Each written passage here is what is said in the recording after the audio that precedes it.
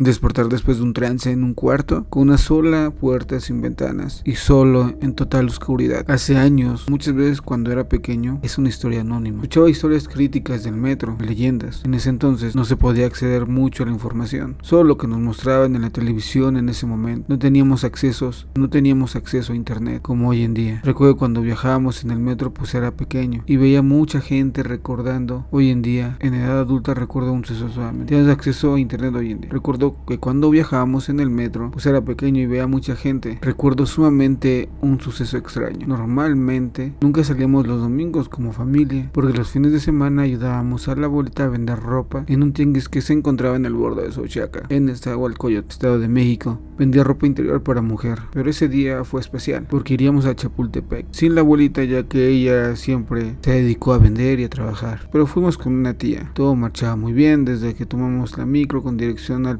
de Pantitlán. Tranquilo ahí todavía, no sufría un asalto, ya después les contaré. Al llegar al metro estuvimos en la línea café con dirección a Tacubaya. Como siempre se subían a vender al vagón cosas de todo tipo. Total, recuerdo que hubo un caso en particular. En alguna estación antes de llegar a Tacubaya había mucha gente, pero habían dos personas con una chica que iba durmiendo en el asiento designado para personas mayores y embarazadas, pero habían dos personas como cuidándola a la chica, pero nadie se percató y yo veía que una de esas personas le tocaba el hombro mucho y otro veía alrededor como cuidándolo. Le pregunté a mi tía que por qué el señor le estaba tocando el hombro. Se imaginó que solo era un acompañante, o yo solo lo tomé en cuenta como tal vez es un familiar, tío, hermano, cualquier pariente. Total, era un niño. Se empezó a llenar el metro de gente. La chica despierta y se prepara para descender unas estaciones antes, pero los hombres que estaban alrededor de ella, solo uno se separa de ella y el otro se queda a un costado con ella. Se llenó el vagón, de repente alguien se queja. Entre todo el ruido que había en el vagón, nadie se percata. Entonces los dos hombres ya se encontraban muy cerca de la chica.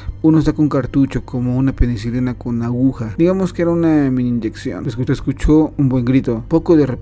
Tiempo después descienden del metro. Veo cómo la toman del hombro como si estuviera borracha y se la llevan de los hombros y cierran las puertas del metro. Días después, escuché en las noticias una persona que desapareció en el trayecto del metro. Tardaron mucho tiempo en entender y en buscar a personas. Y no existía la facilidad de compartir en tiempo real la información, importantes noticias que pudieron salvar muchas vidas en esa época. Entonces está el enigma de las estaciones del metro de la Ciudad de México. En los últimos años, las 195 estaciones del metro de la capital mexicana han sido testigos de un fenómeno inquietante. En este laberinto subterráneo, al menos 153 personas han desaparecido sin dejar rastros. Durante el último año y lo que va de se han abierto 43 investigaciones sobre usuarios vistos por última vez en estas estaciones cruciales para el transporte público. De estas investigaciones, un 65% se cerraron prontamente cuando los supuestos desaparecidos reaparecieron. Sin embargo, el restante 35% sugiere un panorama más sombrío, con al menos 15 usuarios que siguen sin ser localizados. En estos casos se suman a los 138 que se han esfumado en la red del metro entre 2015 y 2017. El metro de la Ciudad de México, que transporta alrededor de 5.5 millones de personas diariamente, implementó medidas de vagones exclusivos para mujeres para combatir el acoso sexual. A pesar de contar con 3.417 cámaras de videovigilancia y su propio sistema de grabación, las autoridades aún no han podido arrojar luz sobre los enigmas que rodean estas desapariciones. El oscuro misterio de las estaciones del metro ha dejado a la ciudadanía con preguntas inquietantes. ¿Qué sucedió con esos 153 usuarios que ingresaron a las estaciones y se esfumaron? A medida que el enigma persiste,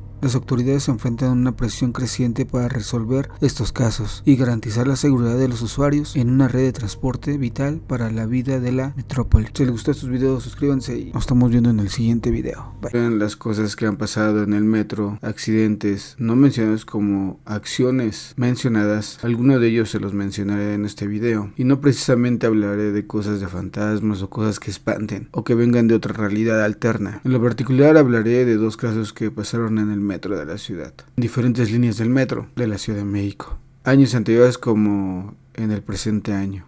Caso Estación Valderas, nombre de Dios. Esto pasó en el año 2009, el día 18 de septiembre alrededor de las 5 de la tarde. Todo comienza cuando el policía Víctor se da cuenta que una persona está pintando en las paredes dentro de la estación del metro, de alguna estación, que va con dirección a Indios Verdes. Como cualquier policía, le llama la atención e intentan llevárselo al MP para una sanción o una multa, pero Luis tenía otros planes de la cual el policía no estaba enterado. El policía solo lo tomaba como una persona ordinaria que está cometiendo un mal comportamiento. Luis no era la persona ordinaria que usa el metro para trasladarse, trabajar o descansar o pasear. El policía empieza a forcejear con Luis, pero Luis entre el forcejeo saca un revólver y empieza a dispararle al policía sin ninguna compasión. La gente empieza a entrar en pánico. Salen de los vagones corriendo para salvaguardarse. Sin embargo, una persona intenta detenerlo. Esta persona se llamaba Esteban. Lo intenta investir, pero desgraciadamente lo recibió a balazos. Y aún así se aferró a evitar que siguiera desviviendo a las personas, pero no lo logró, ya que la persona que intentó con ese buen acto salvó muchas vidas, pero a cambio recibió un impacto en la cabeza. Tardaron al menos 10 minutos en llegar elementos para detenerlo de la policía. Mientras eso pasaba, él gritaba consignas directamente al gobierno y siempre decía en nombre de Dios. Afortunadamente no hirió a más gente inocente, logrando la captura de él, y actualmente paga una condena de 150 años de cárcel. Caso Tacubaya. Imagínate, estás tranquilo en espera del metro para tu traslado a casa, esperando que llegue el metro. Mientras tanto te pones a revisar el celular, ver las redes sociales, o simplemente le vas avisando a tus familiares que vas para el trabajo, que llegaste bien o estás a punto de llegar a casa.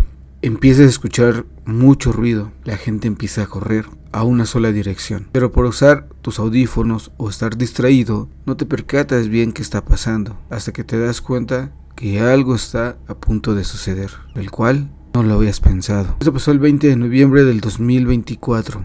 Hay una persona entre toda la multitud que no está bien de sus facultades, ya que consume cosas nocivas para la salud y sufre esquizofrenia, y alrededor tiene 20 años. A él le dicen el Yomi. En la línea 7 del metro, 2 hombres fueron agredidos con un arma blanca, los cuales estaban esperando el metro. Afortunadamente están con vida, pero pónganse en su situación. Aquí es donde el terror y el miedo no eran los fantasmas o las historias que cuentan del metro, no eran apariciones. Son situaciones donde hay personas en tratamiento o infinidad de situaciones a las cuales todos estamos expuestos a una mala reacción de cualquier persona. Pero el pensar que cualquier persona puede estar ahí con una mala intención da temor, da inseguridad, ya que ahí tampoco puedes estar a salvo, tomando en cuenta que algunas estaciones no cuentan con algún personal de seguridad.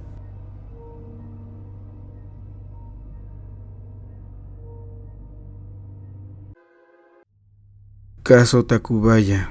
Imagínate, estás tranquilo en espera del metro para tu traslado a casa, esperando que llegue el metro. Mientras tanto te pones a revisar el celular, ver las redes sociales, o simplemente le vas avisando a tus familiares que vas para el trabajo, que llegaste bien o estás a punto de llegar a casa.